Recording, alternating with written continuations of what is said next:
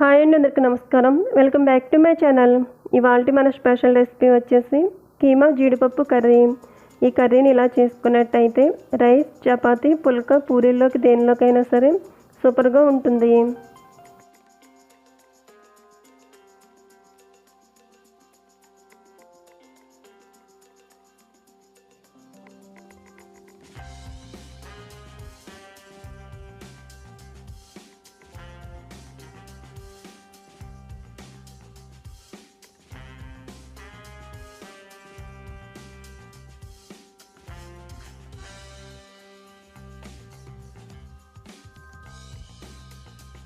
చూసారు కదా ఫ్రెండ్స్, మీరు కూడా ఈ ప్రాసెస్లో కీమా జీడిపప్పు కర్రీని ఒకసారి ఇలా ట్రై చేసి చూడండి.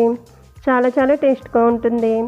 సో ఫ్రెండ్స్, ఈ వీడియో నచ్చితే లైక్ చేయండి, అలాగే మీ ఫ్రెండ్స్ అండ్ రిలేటివ్స్తో షేర్ చేయండి. Thank you for watching video friends.